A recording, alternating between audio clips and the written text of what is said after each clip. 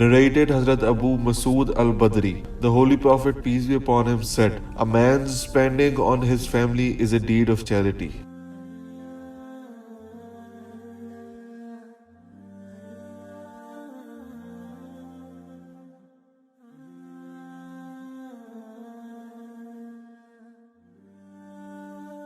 حضرت ابو مسعود بدری رضی اللہ تعالی عنہ عقبہ بن عمرو انصاری سے سنا کہ نبی کریم صلی اللہ علیہ وآلہ وسلم نے فرمایا، انسان کا اپنے بال بچوں پر خرچ کرنا بھی باعث ثواب ہے۔